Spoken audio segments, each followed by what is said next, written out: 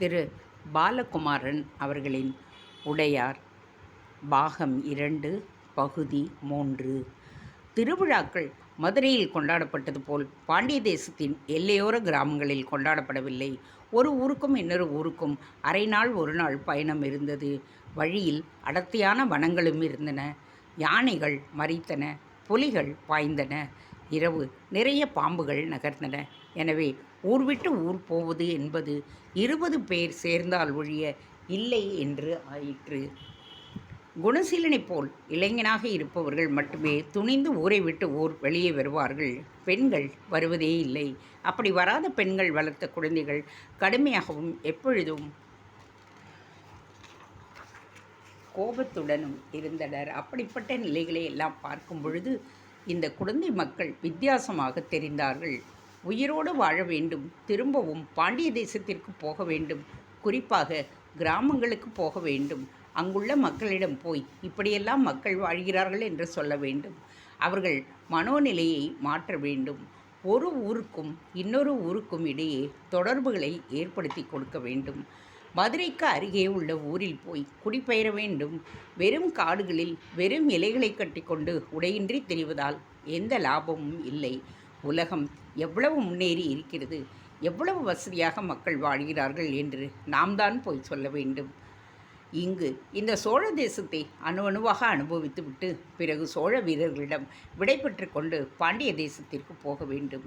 இப்போதைக்கு பாண்டியர்கள் சோழ தேசத்தின் மீது படையெடுக்க முடியாது. முழங்காலை முறித்து போட்டு விட்டார்கள். படைகளை கலைத்து விட்டார்கள். மக்களின் மனதையும் மாற்றி விட்டார்கள். 4 பேர் மதுரையில் கூடி பேசினால் என்ன என்று கேட்டார்கள். தலைவர்களை பிரிந்து மூலைக்கு ஒன்றாய் அனுப்பிவிட்டார்கள். வரம்புக்கு வராத அந்தணர்களையும் அங்கங்கே குடியேற்றி விட்டார்கள். அந்தணர்கள் மூலம் சமாதானத்தை பரப்பி வருகின்றனர். இதையும் மீறி பாண்டியர்கள் ஒன்றாகி போர் புரிவது என்பது இப்போதைக்கு நடக்காது. இன்னும் 3 தலைமுறைகளுக்கு பிறகு வேண்டுமானால் ஏற்படலாம். அப்பொழுது அதற்குண்டான வலுவை பாண்டியர்கள் பெற வேண்டுமெனில் இப்பொழுதே ஆரம்பிக்க வேண்டும். பாண்டியர்களையும் நாகரிகமாக மாற்ற வேண்டும். மதுரை என்கின்ற சிறிய ஊர் மட்டும் நாகரிகமாக இருந்து புண்ணியமில்லை. பாண்டிய தேசம் முழுவதுமே எழுதவும் படிக்கவும் தெரிந்த மக்கள் அதிகம் இருக்க வேண்டும். சோழ தேசத்தில் எங்கு பார்த்தாலும் குதிரைகள் இருக்கின்றன. எல்லோரிடமும் குதிரைகள் இருக்கின்றன. துணி துவைக்கின்ற தொழிலாளி கூட 3 கோவேரி கழுதைகளையும் ஒரு மட்டக்குதிரையையும் வைத்து கொண்டுதான் ஆற்றில் இறங்குகின்றான். பாண்டிய தேசத்தில் இவன் கிராமத்து தலைவரிடம் கூட இந்த மாதிரி குதிரை கிடையாது. அப்படி ஒரு மட்டக்குதிரை இருந்தால் அதை சுற்றி சுற்றி வந்து பல பேர் பார்ப்பார்கள். உணவு முடிந்த பிறகு சிறிது நேரம் ஓய்வு கொடுத்தார்கள். குணசீலன் அயர்ந்து உறங்கினான். அவன் தூங்கும் பொழுது அவனை யாரோ உற்று பார்ப்பது போல் உணர்ச்சி அடைந்தான். ஆனாலும் உதறிவிட்டு தூக்கம்தான் முக்கியம் என்று தூங்கினான். மறுபடி எழுந்து காவிரியில் முகம் கழுவிக்கொண்டான். கரை ஓரமாக போய் துளசியை பார்த்து 2 துளசி தளம் பறித்து காவிரியில் போட்டுவிட்டு ஒன்றை காதில் சொருக்கி கொண்டான். படை கிளம்பப் போகிறது என்று தெரிந்ததும் முதல் வரிசையில் போய் நின்றான். சங்கிலியை மாட்டலாம் என்று உபதளபதியிடம் கேட்டான். உபதளபதி உற்று குணசீலனை பார்த்தான். வேண்டாம், உனக்கு சங்கிலி தேவையில்லை. ஏன், சோழ எல்லைக்கு வந்ததும் மாட்டினீர்களே? இல்லை குணசீலா, உனக்கு காவிரி பிடித்திருக்கிறது, சோழ தேசமும் பிடித்திருக்கிறது. நீ தப்பித்து எங்கும் போக மாட்டாய் என்ற நம்பிக்கை எங்களுக்கு இருக்கிறது. இன்று முழுவதும் உன்னை சங்கிலி இல்லாமல் விடுவதற்கு நான் விரும்புகின்றேன். அப்படியானால் இதையும் எடுத்து விடுங்களேன். கழுத்து வளையத்தை காட்டி உபதளபதியிடம் குணசீலன் கேட்டான். அதை எடுப்பதற்கு எனக்கு அதிகாரமில்லை. ஆனால் நீ நடந்து கொள்வதை பார்த்தால் விரைவில் எடுத்து விடுவார்கள் என்று எனக்கு தோன்றுகிறது. சரி, இப்பொழுது எங்கே போகப் போகிறோம் என்று உபதளபதியை பார்த்து குணசீலன் கேட்டான். பழைய அறைக்கு. அங்கு வீரர்கள் வேண்டுமா என்று கேட்டுவிட்டு அந்த அரண்மனையில் வீரர்களை தேர்ந்தெடுத்த பிறகு போவோம். பழைய அறைதான் சோழர்களின் தலைநகரமா? இல்லை, தஞ்சைதான் தலைநகரம். அப்போது பழைய அறை இதற்கு முன்பு தலைநகராக இருந்தது என்று சொல்லுகிறார்கள். சோழ மன்னர்களுடைய பூமி இது. பரம்பரையாக சோழர்கள் அங்கிருந்துதான் தேசத்தை ஆட்சி செய்தார்கள். மிகப்பெரிய கோட்டையும் மிக அழகான தெருக்களும் வீடுகளும் கொண்ட நகரம். பாடசாலைகளும் நடனசாலைகளும் அதிகம் இருக்கும். மிக மிக செழிப்பான ஊர். இந்தா, இதை வைத்துக்கொள் என்று மெல்லிய மூங்கில் பிரம்பை உபதளபதி குணசீலனிடம் தூக்கி போட்டான். ஒரு கைக்கு ஆயுதம் கொடுப்பது அதுவே முதல் தடவை. குணசீலன் அதை வாங்கி கையில் வைத்து கொண்டு சிரித்தான். என் மீது உங்களுக்கு அவ்வளவு நம்பிக்கை வந்து விட்டதா என்று சிரிப்புடனேயே கேட்டான். நம்பிக்கை எனக்கு வரவில்லை, என் அதிகாரிகளுக்கு வந்திருக்கிறது. யார் உங்கள் அதிகாரிகள்? அதிகம் பேசாதே குணசீலா, உனக்கு தெரிய வரும்பொழுது சகலமும் தெரிவிப்பார்கள். இப்பொழுதைக்கு அமைதியாக இந்த ஊர்வலத்தை நடத்தி வா. பாண்டிய வீரர்களை உன் தலைமையில் இயக்க உத்தரவிட்டிருக்கிறார்கள். உன்னை பல அதிகாரிகள் கவனித்து வருகிறார்கள். எனவே நிதானமாக நடந்து கொள் என்று அடிக்குரலில் சொன்னான். பழையாறையை நோக்கி கைதிகளின் ஊர்வலம் நகர்ந்தது. மிகப்பெரிய வயல்வெளி, வயல்வெளிக்கு நடுவே மிகப்பெரிய கோட்டை. ஒரு சில மரங்களைத் தவிர வடக்கு பக்கம் எல்லா மரங்களையும் எரித்து விட்டனர். எதிரிகள் யாரும் ஒளிந்து கோட்டைக்கு அருகே வந்துவிடக்கூடாது என்று மிக தெளிவாக இருந்திருக்கிறார்கள். வடக்கு பக்கமே 3 பாதைகள் கோட்டையை நோக்கி போயின. இன்னொரு பாதை ஊரை நோக்கி போயிற்று. கோட்டையை நோக்கி போகும் பாதையில் ஊர்வலம் நகர்ந்தது. கோட்டை நல்ல கல் கோட்டை, மண் குழப்பி கெட்டிப்படுத்தப்பட்டு இருந்தது. உயரே காவல் வீரர்கள் இருந்தார்கள். ஊர்வலத்தை பார்த்ததும் எக்காலம் மோதினர், முரசுகள் முழங்கினர். கோட்டையின் விளிம்பில் மீது ஆண்களும் பெண்களுமாய் ஏறி நின்று கைதிகளின் வருகையை பார்த்தார்கள். பாதை வளைந்து வளைந்து கோட்டை வாசல் நோக்கி போயிற்று.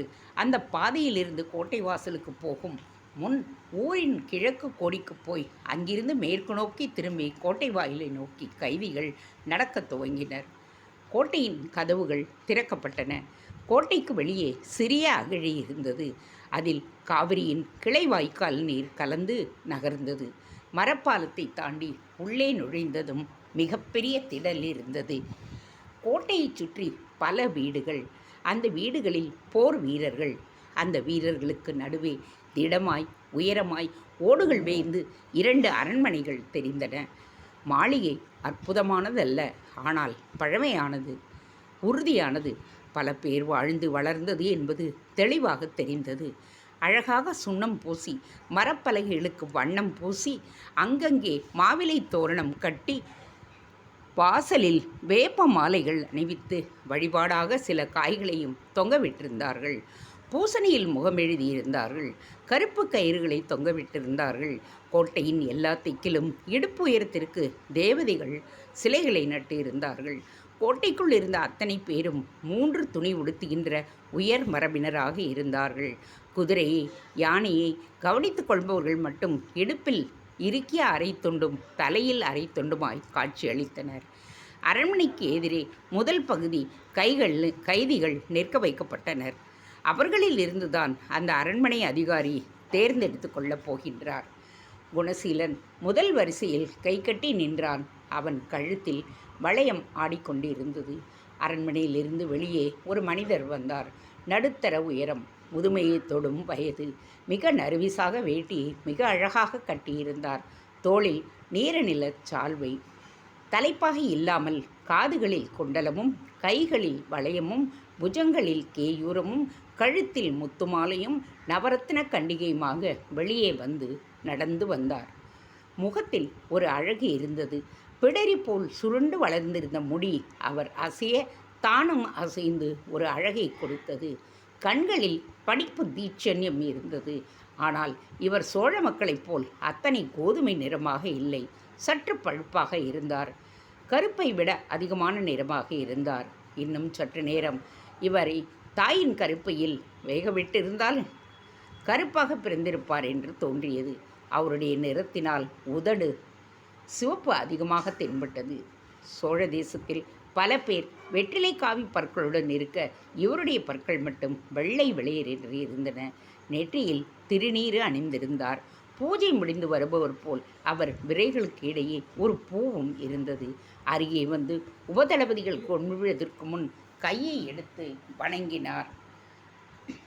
உபதளபதிகள் சட்டென்று வாளை உருவி அவர் முன் மண்டியிட்டனர். அவர் மண்டியிட்ட உபதளபதிகளின் அருகே போய் தோளை தட்டி கொடுத்தார். எழுப்பினார். ஆதரவாக அணைத்து கொண்டார். யார் இது? இவர் நடவடிக்கைகள் மிக உயர்ந்தனமாக இருக்கின்றனவே. கண்களில் உண்மையான சந்தோஷமும் நட்பும் மிளிர்கின்றதே. அரசர் என்றால் கோபமாகவும் முறைப்பாகவும் எல்லோரும் பயந்து நடுங்கும் வண்ணம் கத்துபவராகவும் இருக்க வேண்டுமே என்ற எண்ணத்தை உடைத்தெறிந்து இனிமையாகவே இருந்த அரசரின் குணம் என்பது போல் காட்டியிருக்கின்றார். யார் இவர்? அரசரா? வேறு ஏதேனும் இளவரசரா? ராஜராஜர் இப்படி இருப்பாரா? இது ராஜராஜர் என்றால் இவருக்கு காட்டும் மரியாதை சற்று குறைவாக தெரிகின்றதே. ராஜராஜரை பற்றி பேசுகின்ற பொழுதே பரவசமாகின்றவர்கள் இங்கு சாதாரணமாக நிற்பதை பார்த்தால் இது ராஜராஜர் இல்லை என்று தோன்றுகிறது. ஏதோ ஒரு திரைச்சீலையில் பார்த்த ராஜராஜர் உருவம் போல் இது இல்லை. இது யார் என்று தெரிந்து கொள்ளவும் முடியவில்லை. உபதளபதிகள் விலகிச் சென்றனர். அவருக்கு அருகே போய் நின்று கைகூப்பி தங்கள் பெயரை சொல்லிக் கொண்டார்கள். அவரும் அவர்களின் பெயரை தாண்டி பல விஷயங்களை விசாரித்தார். காஞ்சிபுரம் பற்றி மிக அக்கறையாக கேட்டார். வழிநெடுக உள்ள கிராமங்களின் பெயர்களையும் கேட்டு எப்படி இருக்கிறது என்றும் வினவினார். அவர்களும் அவர் கேட்டதற்கு பதில் சொன்னார்கள். திருவக்கரையில் எத்தனை ஆட்களை விட்டோம் என்று கணக்கு படித்தார்கள். இங்கு அடிமைகளாய் யாரேனும் வேண்டுமா என்று கேட்டார்கள். அப்படி கேட்கக்கூடாது என்று அவர் எச்சரித்தார். கைதிகளுக்கு பூரண சுதந்திரம் கொடுக்கப்பட்டதாக அறிவித்து விட்டார்களா என்று மறுபடியும் வினவினார். அவ்விதம் கைதிகளிடம் பேசியது அவர்களுக்கு விளக்கப்பட்டது. அப்படி போனவர்கள் போக மீதி உள்ளவர்களை தானே அழைத்து வந்திருக்கின்றீர்கள். ஆம், பிறகு எதற்காக வளையம் மாட்டி இருக்கிறீர்கள் என்று குணசீலனை பார்த்து சுட்டி காட்டி பேசினார். அந்த இளைஞன் சற்று வேகமானவன். அப்படியா? என்ன செய்தான்? இதுவரை எதுவும் செய்யவில்லை. பிறகு ஏன் வளையம் மாட்டி வைத்திருக்கிறீர்கள்? அவனுக்கு வித்தை தெரியும். பாண்டிய தேசத்தின் உபதளபதியாய் இருந்தவன். அதனால்தான் ஒரு பாதுகாப்பிற்காக அவனுக்கு கழுத்தில் வளையம் போட்டிருக்கின்றோம். என்ன பாதுகாப்பு? அவனுக்குத்தான் விடுதலை கொடுத்து விட்டோமே. இல்லை, நாம் வெட்டி கொன்றது அவன் கண்முன்னே இருக்கிறது. எனவே பதிலுக்கு நம்மை ஏதேனும் செய்துவிடக்கூடும் என்ற பயத்தில் அவனுக்கு வளையம் போடப்பட்டு இருக்கிறது. இரவு நேரத்தில் எழுந்து சோழ வீரர்களை தாக்கி விடுவானோ என்கின்ற அச்சத்தில் அவனை பூட்டி வைப்பது கூட உண்டு. இது என்ன முட்டாள்தனம்! அந்த மனிதர் அவனை நோக்கி வந்தார். அவன் அவரையே பார்த்து கொண்டிருந்தான். அருகே வந்து நின்று அவனை பார்த்து சிரித்தார். குணசீலன் தன்னை அறியாமல் கைகூப்பினான். என் பெயர் குணசீலன். பாண்டிய தேசத்து ஒற்றற்படையைச் சேர்ந்த உபதளபதி. வாள் பிடித்த 12வது வயதிலிருந்து இதுவரை பல நூறு பேர்கள் பார்த்து விட்டேன். இதுவரை எந்த போரிலும் நான் ஜெயித்ததே இல்லை. பாண்டிய தேசத்திற்கு போ என்று விடுதலையை பிச்சையாக போட்டார்கள். எனக்கு விடுதலையை பிச்சையாக எடுத்துக்கொள்ள விருப்பமில்லை. பிறகு சன்மானமாக வாங்கி கொள்ளத்தான் விருப்பம். எதிரே உள்ளவர்களின் விழிகள் உயர்ந்தன. உனக்கு சன்மானம் கொடுப்பார்கள் என்று எப்படி நீ நம்புகின்றாய்? சோழர்கள் நாகரிகமானவர்கள். சோழ தேசத்திற்கு உதவி செய்தால் சோழர்கள் பதிலுக்கு உதவி செய்வார்கள் என்று எனக்கு தெரியும். அப்படியா? சோழ தேசம் உன் உதவியை எதிர்பார்த்து கொண்டிருக்கிறது என்று நீ நினைக்கிறாயா? எப்பொழுது யாரால் எதற்கு உதவி தேவைப்படும் என்று சொல்ல முடியாது. வாழ்க்கை மிகவும் பெரியது. சிறு துரும்பும் பல் குத்த உதவும். என்னதான் உங்களுக்கு உதவி இருக்கக்கூடும். எனவே அந்த விதமான உதவிகளை ஏதாவது செய்துவிட்டு உங்களிடமிருந்து சன்மானமாக விடுதலையை வாங்கி கொண்டு மறுபடியும் ஒற்றற்படையில் சேர்ந்து உங்களை எதிர்ப்பதுதான் என்னுடைய எண்ணமே தவிர நீங்கள் பிச்சையாகப்படும் விடுதலையை வாங்கி கொண்டு என்னால் பாண்டிய தேசத்திற்குள் நுழைய முடியாது. நுழைந்தால் அங்கே ஏற்றுக்கொள்ள மாட்டார்கள். இந்த வளையம் உனக்கு சிரமமாக இல்லையா? சிரமமாக இல்லை, வேதனையாக இருக்கிறது. இதோ நான் எடுத்து விட்டு விடுகிறேன். அவர் கை நீட்ட அவன் பளிச்சென்று அவர் கையை உறுதியாக பற்றி கொண்டார். தயவுசெய்து இந்த குணசீலனுக்கு பிச்சை போடாதீர்கள், சன்மானமாக கொடுங்கள் என்று முறைப்பாக சொன்னான். சோழ வீரர்கள் பளிச்சென்று வாட்களை உருவிக்கொண்டு அவருக்கு அருகே ஓடி வந்தனர். அவர் அவர்களை கையமர்த்தினார். சரி என்று சொன்னார். அவன் வளையத்தில் கை வைத்து அவனை கழுத்தோடு இழுத்து ஒருபுறம் தள்ளினார்.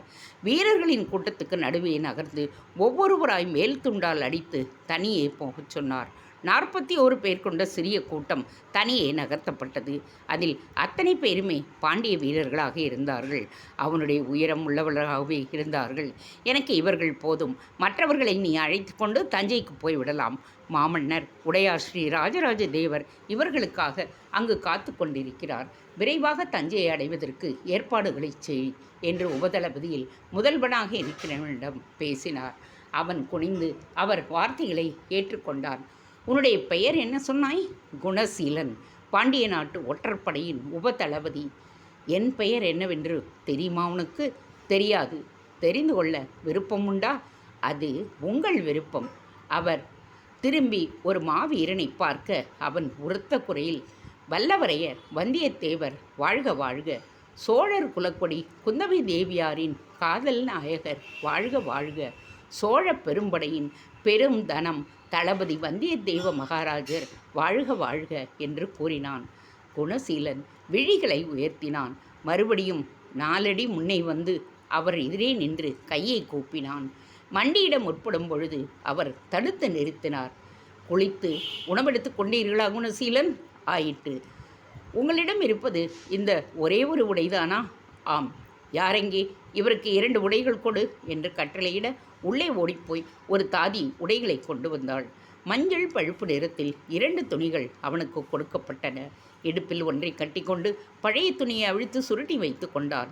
இன்னொன்றை உதறி மடித்து தலையில் முண்டாசாக கட்டிக்கொண்டான். இடுப்பு கோமணம் காவிரி நீரில் நனைந்தது. மெல்ல சில்லென்று இருந்தது. மனமும் குளுமையாக இருந்தது. அவர் முன்பு நின்று மறுபடியும் வணங்கினான். அதற்குள் அவர் யாரையோ ஓலை எழுதச் சொல்லி கையில் வைத்திருந்தார். இந்தா, இது அடையாள ஓலை. இன்றிலிருந்து நீ என்னுடைய சேவகன். எனக்கு உதவி செய்ய உன்னை நியமித்திருக்கின்றேன். இந்த சிறிய படையை உன் தலையில் இயங்கும். நாம் இப்பொழுது தஞ்சையை நோக்கி போகின்றோம். நம்முடைய வேலை என்ன? குணசீலன் கேட்க, அது பின்னால் சொல்லப்படும். சோழ தேசத்தை நன்றாக அனுபவித்து பார்த்து கொண்டு வா. அவர் குதிரையில் ஏறி உட்கார்ந்து கொண்டு அவனுக்கும் ஒரு குதிரை தரப்பட்டது. அந்த 41 வீரர்களும் மூங்கில் பிரம்புகளும் தரப்பட்டன. அவர்கள் அதை வாங்கி வளைத்து காற்றில் வீசி சந்தோஷமாக பயிற்சி செய்தாள். எதற்கு இது என்று ரகசியமாய் குணசீலனிடம் கேட்டார்கள்.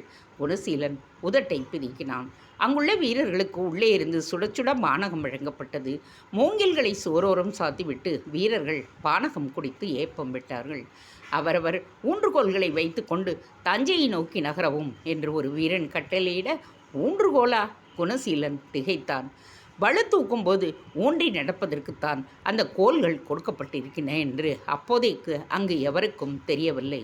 2 பேராக நின்று கொண்டு வரிசையாக வர வேண்டும். மூங்கில் கழி தூரம் இடைவெளி ஒருவருக்கொருவர் இருக்க வேண்டும். என்று அதட்டலாய் சோழ உபதளபதி குரல் கொடுத்ததும் அந்த வரிசை அவன் சொன்ன திசையை நோக்கி ஓட வேண்டும். கல்லோ முள்ளோ ஆறோ சேரோ படை வீரர்கள் என்பவர்கள் எங்கும் நிற்காமல் ஓடுவார்கள். ஓடுகின்ற போது ஹலஹலா என்று இறைப்பார்கள். இந்த இரைச்சலை ஒரு தாளகதிக்கு கொண்டு வருவார்கள். அந்த இரைச்சல் சோர்வடைவதை சற்றே குறைக்கும். உள்ளே காற்று போய் வெளியே வருவதற்குள் சீராக நெடுந்தூரம் அப்படி கத்தியபடியே ஓடுவதற்கு முடியும். ஓடும் பொழுது முள் குத்திவிட்டால் ஓடுவது நிற்காமல் கால் தூக்கி குத்திய முள்ளில் படையென்று மூங்கில் களியால் அடித்து கொள்வார்கள். முள் உள்ளங்காலுக்கு உள்ளே போய்விடும். அப்படி பல முட்கள் தைத்து கால்கள் மரத்து போன பிறகுதான் ஓடுவது எளிதாகும்.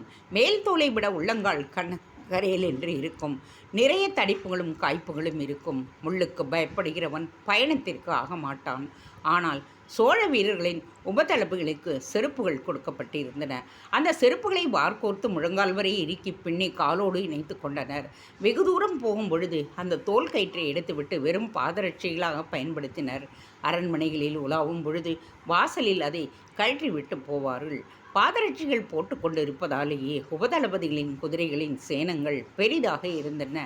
இதென்ன கால் வைக்கவா தலை வைக்கவா என்று பாண்டிய வீரர்கள் கேலி செய்கின்ற பொழுது, நான் கால் வைக்க நீ தலை வைக்க என்று சோழ வீரர்கள் பதில் சொல்வார்கள். கடல் கடந்து வெகு தொலைவு அரபு தேசத்திலிருந்து குதிரைகள் வந்தன. அந்த குதிரைகள் சோழர்கள் நன்கு பராமரித்து வளர்த்து வந்தனர். அந்த அரபியர்கள் கேட்டுக்கொண்டபடி முள்ளில்லாத தடிவாளமும் மிருதுவான இரிக்கையும் கூரிய முனைகளில்லாத சேனமும் குதிரைகளுக்கு அணிவித்தனர். 4 கால்களிலும் லாடமடித்தார்கள். முரட்டு குதிரைகளுக்கு கண்களில் பட்டை போட்டார்கள். கம்பும் சோளமும் கொள்ளும் கலந்து போட்டார்கள். பசிக்க வேண்டும் என்பதற்காக சிறிது சாராயமும் கொடுத்தார்கள். உடம்பெல்லாம் விளக்கெண்ணெயை தடவி பிறகு குளிப்பாட்டினார்கள். அங்கே குதிரைகள் பராமரிக்கப்படுவதை வியப்போடு பார்த்தபடியே குணசீலன் போனான். தஞ்சையை நெருங்கும் பொழுது தொலைவே பெரும் புகை தெரிந்தது. என்ன சமையல் ஆகிறதா? ஒரு பாண்டிய வீரன் கேட்க சோழ வீரர்கள் சிரித்தார்கள். இல்லை, அது சுண்ணாம்பு காலவாய் என்றார்கள். எதற்காக சுண்ணாம்பு? வீடுகளுக்கு வெள்ளை அடிக்க, காரையோடு சேர்க்க என்று பதில் சொன்னார்கள். இவ்வளவு புகை வருகிறதே, அத்தனை சுண்ணாம்பு சேவிப்படுமா? தெரியவில்லை. ஒருவேளை கோவில் கட்டும் பணி ஆரம்பித்திட்டதோ என்னவோ, அதற்காக இருக்கலாம் என்று ஒரு உபதளபதி பதில் சொன்னான். காவிரியை நெருங்கும் பொழுது வேறு பக்கத்தில் இருந்து ஒரு பாதை வந்தது. தஞ்சாவூரை நோக்கி போகும் பாதையோடு அதுவும் இணைந்து கொண்டது. அந்த பாதை முழுவதும் வண்டிகள் போன தடங்கள் தெரிந்தன. சக்கரங்கள் ஆழ பதிந்திருப்பது தெரிந்தது. இதுவரை மிருதுவாக இருந்த மண்பாதை இப்பொழுது கடினமாக மாறிற்று. வண்டி தடயங்களின் பள்ளங்கள் அதிகம் இருந்தன. கவனமாக கால் வைத்து நடக்க வேண்டியதாக இருந்தது. மிகவும் பள்ளமான இடங்களில் மணலை கொட்டி சரி செய்திருந்தனர். வந்தியத்தேவர் கீழே இறங்கி அந்த பாதையை பார்த்துவிட்டு மறுபடி குதிரையில் ஏறிக்கொண்டார். அருகில் இருந்தவர்களிடம் ஏதோ பேசினார். 1000 வீடுகள் கொண்ட கிராமங்கள் இருந்தன. கிராமங்களிலிருந்து மந்திர சப்தம் கேட்டது. கோவில் மணி அசைவது தெரிந்தது. குழந்தைகள் சுற்றி சுற்றி வந்தார்கள். பெரிய மரங்களை அறுத்து தெருவின் ஓரத்தில் அடுக்கி வைத்திருந்தனர். அந்த மரங்கள் உருளாது இருக்க மூங்கில்களை பூமியில் ஊன்றி தடுப்பாக போட்டிருந்தார்கள். பெரிய பெரிய கொட்டகைகள் போட்டு மர வேலைகள் நடந்து கொண்டிருப்பது சுத்தியல் சப்தத்தில் தெரிந்தது. சற்று இளைப்பாற நேரம் கிடைத்த பொழுது குணசீலன் ஓடிப்போய் அந்த கொட்டகைகளுக்குள் எட்டி பார்த்தான். 20-30 தச்சர்கள் மரத்தில் வேலை செய்து கொண்டிருந்தனர். பெரிய உத்திரங்கள் இழைத்து கொண்டிருந்தார்கள். மரத்திற்கு ஆப்பு கொடுத்து பெரிய பலகைகளை நீண்ட வாள்களால் அறுத்து கொண்டிருந்தார்கள். அந்த வேலை நடக்கும் கொட்டகைக்கு பின்னே இன்னொரு கொட்டகையில் அவர்களுக்கு சோறு தயாராகி கொண்டிருந்தது. அதை பெண்கள் மேற்பார்வை பார்த்து கொண்டிருந்தனர். எதற்காக இந்த வேலை, எதற்காக இந்த உத்திரங்கள்? குணசீலன் கேட்டான். கோவிலுக்காக செய்கிறார்கள். கோயில் மரத்தால் செய்யப்படும்? மறுபடியும் கேட்க தெரியாது என்று பதில் சொன்னார்கள். சிற்பங்கள் செய்கிறவர்கள் தஞ்சையில் அதிகம் என்று கேள்விப்பட்டிருக்கின்றேன். இங்கே யாரும் இல்லையா? இன்னும் உள்ளே போக வேண்டும். பதில் சொல்லிவிட்டு வேலை செய்ய துவங்கினார்கள். சிறிது நேரம் நின்று பார்த்துவிட்டு குணசீலன் படையோடு கலந்து கொண்டான். அவன் வந்து கலந்து கொள்வதை வந்தியத்தேவர் பார்த்தார். மெல்லச் சிரித்தார். மறுபடி தஞ்சையை நோக்கி குதிரையை செலுத்தினார். சிறிது நேர இளைப்பாலுக்கு பிறகு அந்த படை தஞ்சையை நோக்கி ஓடத் துவங்கியது. தஞ்சைக்குள் யாரும் சோம்பி திரிவதே இல்லை. எல்லோருக்கும் வேலை இருந்தது. பெண்கள், குழந்தைகள் உட்பட ஏதேனும் ஒரு வேலையை செய்து கொண்டுதான் இருந்தார்கள். வயல் வேலை மட்டும்தான் மதுரையில் பிரதானமாக இருக்கும். மற்ற வேலைகள் நிதானமாய் இருக்கும். ஆனால் இங்கே பேசக்கூட நேரமில்லாதவர்கள் என்பதாய் எல்லோரும் மும்முரமாக இருக்கிறார்கள். இது ஆச்சரியமாய் இருக்கிறது. யாரும் அடக்கப்பட்டதாக தெரியவில்லை. கையில் சவுக்கு வைத்து கொண்டு எவரும் தெரியவில்லை. ஆனாலும் வேலை வேகமாக நகர்ந்து கொண்டு இருக்கிறது. சிற்பிகளை பார்ப்பதற்கு இன்னும் உள்ளே போக வேண்டுமாமே. இதுவரை சிற்பிகளை நான் பார்த்ததே இல்லை. ஒரு சிற்பம் எப்படி செதுக்கப்படுகிறது என்று பார்த்ததே இல்லை. பார்க்க வேண்டுமென்று ஆசையாக இருக்கிறது. சுண்ணாம்பு காலவாய்க்கு அருகே நடந்து நெடியிலிருந்து தெரிந்தது. புகை பெரிய கூண்டினால் மேலே தள்ளப்பட்டு இருந்தாலும் காற்றின் அழுத்தத்தால் சகல பக்கமும் பறந்து மூக்கை அரித்தது. பலமுறை குணசீலன் தும்மினான். அது வெறும் சுண்ணாம்பு இல்லை, சாந்து கலவையாம். அகலமான மரத்தொட்டிகளில் அதை அள்ளி போட்டு கொண்டு மாட்டி வண்டிகளில் மாட்டை தெற்கு நோக்கி ஓட்டினார்கள். அந்த வண்டியை யாரும் தடை செய்வதில்லை. சிறிய குட்டையான மாடுகள் அந்த வண்டிகளை வேகமாக இழுத்துச் சென்றன. வழியில் அந்த சாந்து கலவையை சிந்தி சிந்தி சாலை முழுவதும் ஒரு வெண்மை பரவி இருந்தது. அதே சமயம் அந்த சிறிய சாந்துகளை சில கிழவிகள் போட்டி போட்டு கொண்டு எடுத்துக்கொண்டார்கள். வேறு எங்கேயோ போய் சேமித்தார்கள். அந்த சாந்து கலவை இடத்திலும் பல நூறு ஆட்கள் வேலை செய்கிறார்கள். ஒரே கூச்சலும் குழப்பமுமாக இருக்கிறது. அங்கேயும் அவர்களுக்கு உணவு தயாராகி கொண்டிருந்தது. சாந்து கலவையை தாண்டி உள்ளே போக பெரிய அகழி. அகழிக்கு மறுபுறம் குணசீலனைச் சேர்ந்தவர்கள் நிற்க வைக்கப்பட்டார்கள். உள்ளே நகரம் தெரிந்தது. காரையால் செய்யப்பட்ட உயர்ந்த கட்டிடங்கள் தெரிந்தன. மரப்பாலம் இறக்கப்பட்டது. அவர்கள் ஒவ்வொருவரும் உற்று பார்த்து உள்ளே அனுப்பப்பட்டார்கள். குணசீலன் தாண்டும் பொழுது அவனை ஒருவர் தடுத்து நிறுத்தினார். யார் நீ? பாண்டிய தேசத்து உப தளபதி. ஒற்றற்படையில் இருந்திருக்கிறேன் என்று வழக்கம் போல சொன்னான். நான் யார் தெரியுமா? பதிலுக்கு அந்த ஆள் கேட்டார். தெரியும், நீங்கள் பிரம்மராயரின் ஆள். பிரம்மராயன் ஒற்றற்படையைச் சேர்ந்தவர்.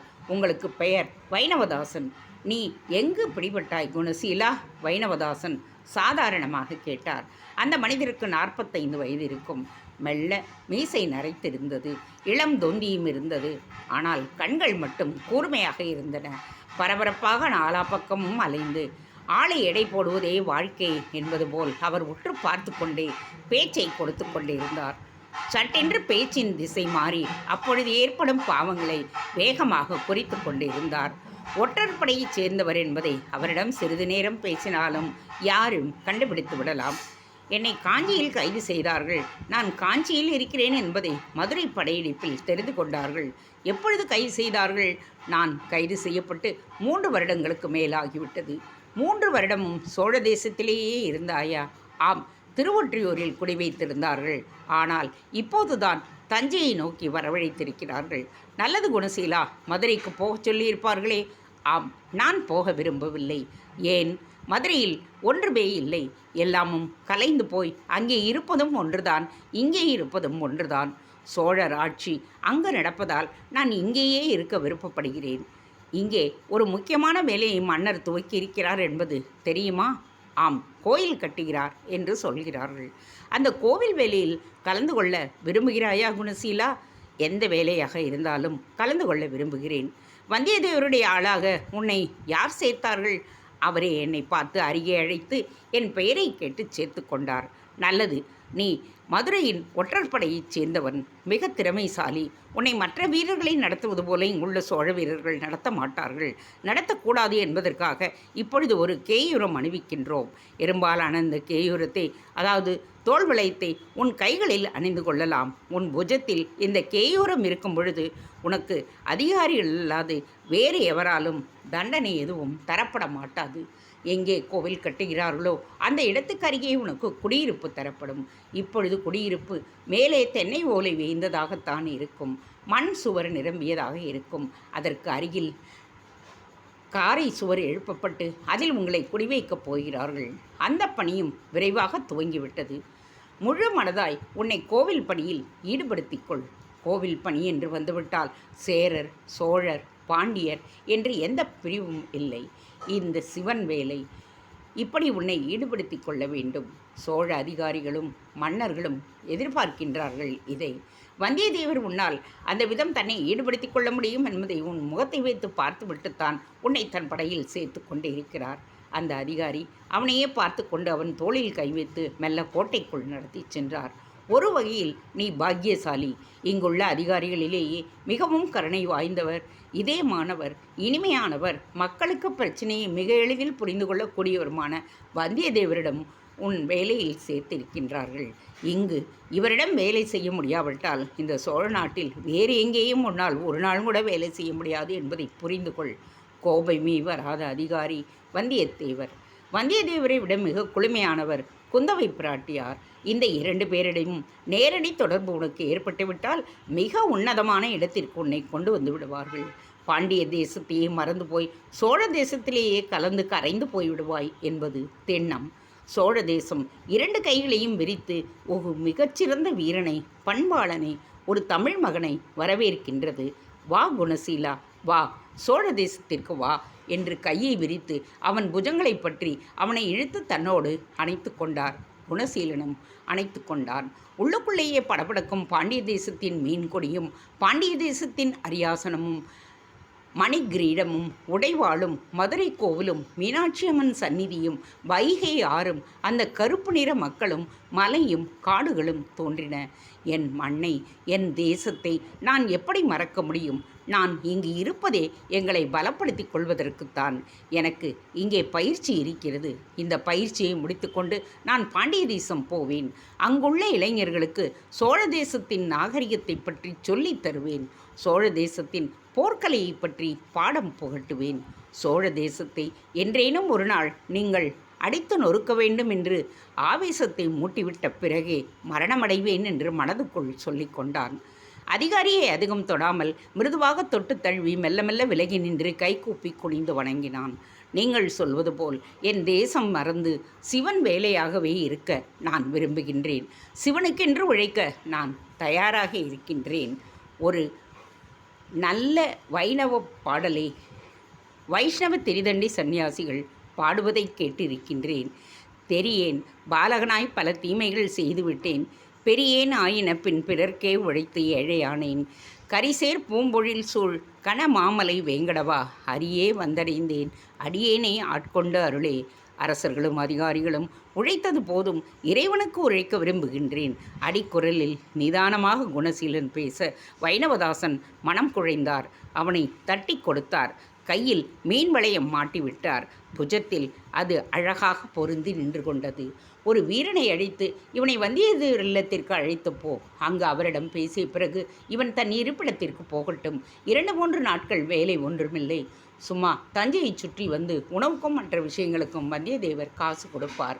எங்கு வேண்டுமானாலும் சுதந்திரமாக போகலாம். எவரிடம் வேண்டுமானாலும் பேசலாம். ஆனால் பண்போடும் அன்போடும் பேசுவது உனக்கு நல்லது. வீண் விவாதங்களில் ஒருபொழுதும் சிக்கிக்கொள்ளாதே. சில சமயம் சில சோழ வீரர்கள் அத்துமீறினால் அமைதியாக இரு. அவர்கள் அத்துமீறுகிறார்கள் என்று தெரிந்தால் சோழ அதிகாரிகள் அவர்களை மிகவும் கடுமையாக தண்டிப்பார்கள். அப்படி சோழ அதிகாரிகள் தண்டிக்காது போனால் நீ வந்தியத்தேவரிடம் இது பற்றி கூறலாம். அவர் உடனடியாக நடவடிக்கை எடுப்பார். எல்லா பேதங்களையும் மறந்து ஒன்றாக உழைக்க வேண்டும் என்பதுதான் இங்குள்ள அதிகாரிகளின் விருப்பம். அந்த சோழ வீரனும் குணசீலனும் துரித நடையாய் ஊருக்குள் நுழைந்தனர். கோட்டையை தாண்டி முதல் சுற்று தெருவை கடந்து ஒரு தெருவின் மூலம் உள்ளாலை என சொல்லப்படும் அதிகாரிகளும் அரசு அலுவலர்களும் அரண்மனையும் இருக்கின்ற இடத்திற்கு போக குணசீலன் திகைத்து போனான். இவ்வளவு நெருக்கமாக மாட மாளிகைகள் கட்டப்பட்டு அவன் பார்த்ததே இல்லை. 4 தெருக்கள் மிக நெருக்கமாய் 3 அடுக்கு மாடங்களோடும் பெரிய பெரிய தூண்களோடு மிகவும் மணப்பாக வண்ணம் தீட்டப்பட்டு சுவர்களில் சித்திரம் எழுதப்பட்டு அற்புதமான முகப்புலை கொண்ட பெரிய கதவுகளை கொண்டு காரை வீடுகள் அங்கு காணப்பட்டன.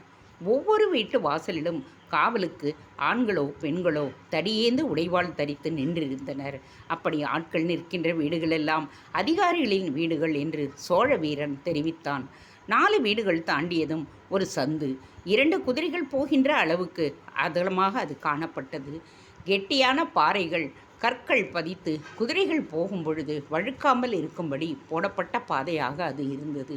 இப்படி ஏன் இடைவெளி விட்டு இருக்கிறார்கள் என்று கேட்க, பின்பக்கம் போக வேண்டுமென்றால் அல்லது அடுத்த தெருவுக்கு போக வேண்டுமென்றால் வீதிகளை சுற்றி கொண்டு போக வேண்டியிருக்கும். மாட வீதிகளை சுற்றி கொண்டு தேர்களோ யானைகளோ போகலாம். ஆனால் மக்கள் ஒவ்வொரு முறையும் அப்படி போவது கடினமல்லவா? ஆகவே நடந்து போகிறவர்கள், குதிரையில் போகிறவர்கள் சீக்கிரம் தெருவிற்கு போவதற்காக உள்ள ஆலைகளில் இருந்து வெளியே போவதற்காக, அதாவது புறம்பாடிக்கு போவதற்காக உண்டான இடம் இது. புறம்பாடி என்றால் என்ன? கோட்டையை தாண்டி இருக்கின்ற திடல். அங்கு அமைந்திருக்கிற தற்காலிக குடிசைகள், தற்காலிக தங்க வைப்பு சத்திரங்கள் புறம்பாடியில் உண்டானவை.